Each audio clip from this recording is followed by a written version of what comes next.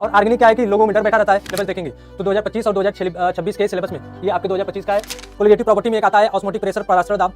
बस आपको मैं इतना बता दूं, याद रखिएगा ऑर्गेनिक आपका आधा पोर्शन है। क्या है? आधा पोर्शन आपका पूरा ऑर्गेनिक है। तो पार्टीशन कंपाउंड से लेकर सारे ऑर्गेनिक के चैप्टर वहां पर बताए हुए हैं, ठीक है। और एकदम आसानी से उससे बाहर एक भी क्वेश्चन नहीं आने वाला है। या फिर हाइब्रिडेशन आ जाएगा, या फिर कलर देगा, मैग्नेटिक मूवमेंट देगा, कुछ न कुछ आते ही आते हैं। डन। अगर बात करें oxidation state and comparative lanthanide, यहाँ पर केवल लेंथेनाइड दे दिया है। अब यहाँ पर देखेंगे तो potassium dichromate, potassium permanganate, F block elements, lanthanide and actinide, ठीक है। जितने मेन टॉपिक थे सबका नाम अब की बार दे दिए 2026 के सिलेबस। तो 2026 के सिलेबस में होगा, ठीक है। तो अब 2026 में उन्होंने क्या किया, वो टॉपिक को भी यहाँ दे दिया, ideal and non ideal solution लिख दिया है, ठीक है। EMF of the cell, Nernst equation and its application. अब यहाँ पे देखिए क्या है, Nernst equation and its application to chemical cell. यहाँ पे क्या लिख दिया, टू केमिकल सेल।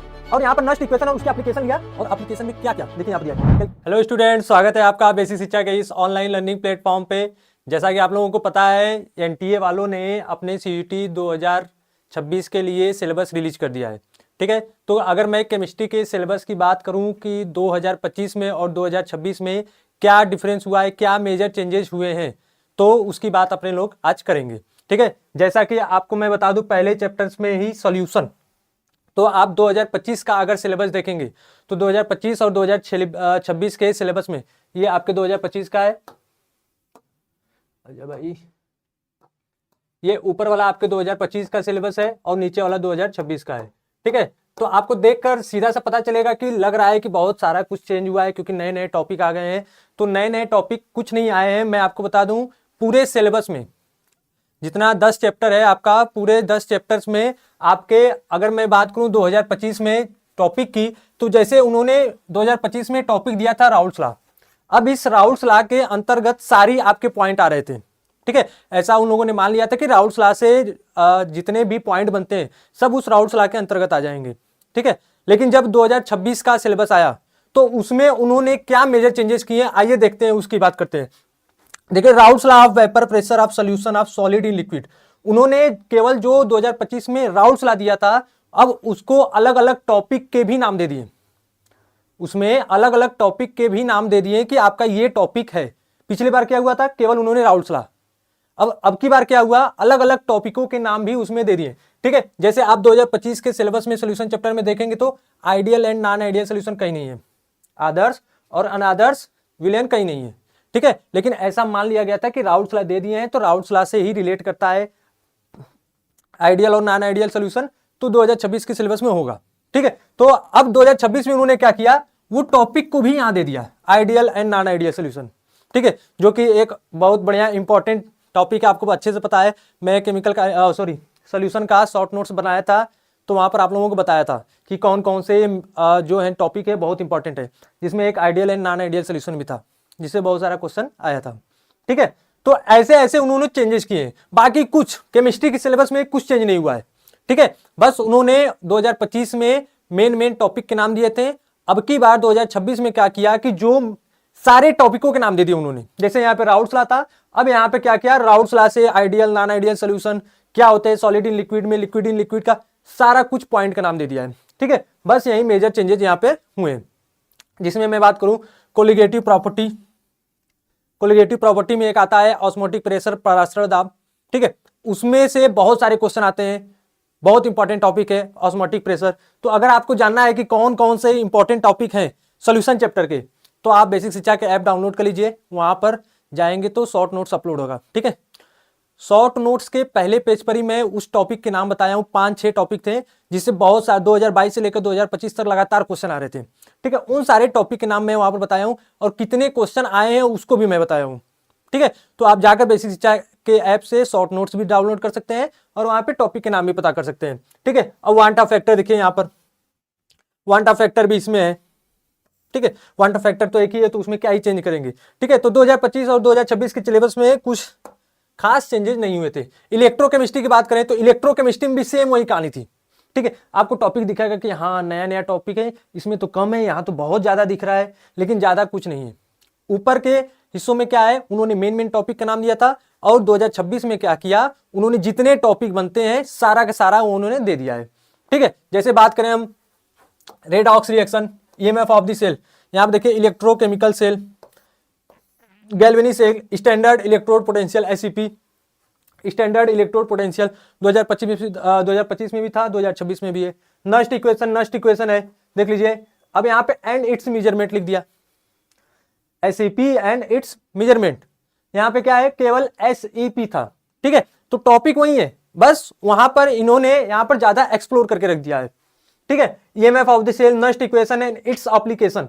अब यहाँ पे देखिए क्या है, Nernst equation and its application to chemical cell. यहाँ पे क्या लिख दिया, टू केमिकल सेल, और यहाँ पर नस्ट इक्वेशन और उसके एप्लीकेशन लिया। और एप्लीकेशन में क्या क्या देखिए यहाँ पे दिया है, calculation of equilibrium constant and E cell calculation क्या होते हैं, सब के बारे में आपको जानना है, ठीक है। तो अगर मैं टोटली बात करूं 2025 और 2026 के सिलेबस की, तो आपके कुछ खास चेंजेस नहीं हुए, ठीक है। केवल आपके जो जितने टॉपिक बनते थे सारे टॉपिक उन्होंने रख दिए हैं, ठीक है। आपको पता है यहाँ पे कंडक्टेंस जो होता है बहुत इंपॉर्टेंट टॉपिक बनता है यहाँ से, इलेक्ट्रोलिटिक कंडक्टेंस। केमिकल काइनेटिक की बात करूं तो सेम वही कहानी है, सारा सिलेबस सेम है। ये आपके 2026 का है, ये आपके 2025 का है, ठीक है। अगर आपको किसी भी चैप्टर का जानना है कि कौन कौन से इंपॉर्टेंट टॉपिक है, तो मैं जैसे जैसे शॉर्ट नोट्स बनवाते जाता हूं वैसे वैसे वहां पर टॉपिक के नाम बता देता हूं कि ये टॉपिक बहुत इंपॉर्टेंट है, कुछ भी करके इनको पढ़ के ही जाना है CVT 2026 के लिए, ठीक है। आएंगे जरूर, पक्का है, किसी न किसी शिफ्ट में वो क्वेश्चन आएंगे, ठीक है। तो जाइए वहां से डाउनलोड कर सकते हैं, बेसिक शिक्षा का ऐप डाउनलोड कर लीजिए। देखिए rate of reaction, average and instantaneous. अब यहाँ पे क्या किया, introduction to chemical kinetic, rate of chemical reaction, average and instantaneous rate of reaction, ठीक है, सेम है। अब यहाँ पे देखिए factor influence rate of reaction, यहाँ पे देखिए factor affecting rate of reaction, same है। Concentration, temperature, catalyst, order, molecularity, यहाँ पर भी देखिए वही सब बातें हैं, ठीक है। तो कुछ चेंज नहीं हुए, बस टॉपिक पूरा का पूरा दे दिया है। पिछली बार क्या था, केवल मेन टॉपिक दिया था, अब की बार जितने टॉपिक बनते हैं उस मेन टॉपिक के अंतर्गत सारा उन्होंने दे दिया है, ठीक है। ये है D&A ब्लॉक। D&A ब्लॉक की आपको कहानी अच्छे से पता है, बहुत सारे रिएक्शन होते हैं और रिएक्शन याद करने के लिए मैं सारा तरीका आपको बता दिया हूं, ठीक है। रिएक्शन याद करने का तरीका अगर आप जानना चाहते हैं, बहुत सारे रिएक्शन है ना, D&A ब्लॉक, इनऑर्गेनिक भैया रिएक्शन तो रहेंगे, तो वो सारे टॉपिक अगर आपको अच्छे से जानना है, नेम रिएक्शन आसानी से करना है, सब याद रहे, तो उसके लिए आप हमारे पास आना पड़ेगा, ठीक है। सारा रिएक्शन याद करने का एक से एक बढ़िया ट्रिक बताया हूं, जितने बच्चे पढ़ते हैं वो जानते हैं, ठीक है। यहां पर भी कुछ चेंजेस नहीं हुए, कुछ भी चेंजेस नहीं हुए। देखिए यहां पर क्या दिया है, लास्ट में अगर बात करें oxidation state and comparative lanthanide, यहां पर केवल लेंथेनाइट दे दिया है। अब यहां पर देखेंगे तो potassium dichromate, potassium permanganate, F block elements, lanthanide and actinide, और उसमें भी general property, atomic and ionic size, oxidation state सब पढ़ना है। यहां पर केवल उन्होंने लेंथेनाइट दे दिया था, ठीक है। तो भैया लेंथेनाइट के अंतर्गत सारा कुछ पढ़ना है। लेंथेनाइट के अंतर्गत oxidation state, chemical reactivity, lanthanide का ट्रिएक्शन क्या होता है, सब कुछ पढ़ना है, ठीक है। तो 2025 में और 2026 के सिलेबस में कोई चेंज नहीं है, बस चेंज क्या है, उन्होंने सारे टॉपिक के नाम दे दिए हैं, और पिछली बार क्या था, उन्होंने मेन टॉपिक का नाम दिया था, बस यही वहां पर अंतर है। कोऑर्डिनेशन कंपाउंड देख रहे हैं, यहाँ पे लग रहा है कि 5 लाइन में है, यहाँ पर दिख रहा है कि 7-8 लाइन में है, ठीक है। तो सब लोग सोचेंगे कि लग रहा है कि सिलेबस चेंज हो गया है, सिलेबस कुछ नहीं चेंज हुआ है, सब वही सिलेबस है, ठीक है। जितने मेन टॉपिक थे सबका नाम अब की बार दे दिए हैं 2026 के सिलेबस में, ठीक है। 2026 के सिलेबस में सबका नाम दे दिए। और कोऑर्डिनेशन कंपाउंड से बात करूं तो आपको पता है वैलेंस बॉन्ड थ्योरी, संयोजकता बंध सिद्धांत, ठीक है, आपको बहुत इंपॉर्टेंट है और हो ही नहीं सकता किसी भी हर सारे शिफ्ट में वैलेंस बॉन्ड थ्योरी से क्वेश्चन बनते ही बनते हैं, या फिर हाइब्रिडेशन आ जाएगा, या फिर कलर देगा, मैग्नेटिक मूवमेंट दे देगा, कुछ न कुछ आते ही आते हैं, डन है, ठीक है। और आपको कोऑर्डिनेशन कंपाउंड अगर अच्छे से पढ़ना है तो बेसिक शिक्षा के प्लेलिस्ट में जाएंगे तो वहां पर मैंने आपको कोऑर्डिनेशन कंपाउंड से लेकर सारे ऑर्गेनिक के चैप्टर वहां पर बताए हुए हैं, ठीक है। और एकदम आसानी से उससे बाहर एक भी क्वेश्चन नहीं आने वाला है, तो वहां जाकर आप कोऑर्डिनेशन कंपाउंड का पूरा चैप्टर पढ़ सकते हैं, जितना भी आपको कंफ्यूजन होता है सब वहां से दूर हो जाएगा, ठीक है। तो ये कोऑर्डिनेशन कंपाउंड का था। हेलो एल्केन, हेलो एरिन में भी कुछ चेंजेस नहीं है, सारी चीजें वही है, SN1 SN2, आपका एल्किल हैलाइड कैसे बनेगा, एल्कोहल से प्रॉपर्टी जैसे सब वही है, ठीक है, कुछ चेंजेस नहीं है हेलो एल्केन और हेलो एरिन में। अगर मैं टॉपिक के नाम पढ़ने लग जाऊंगा तो बहुत टाइम लगेगा, ठीक है, जो कि कोई फायदा नहीं होगा।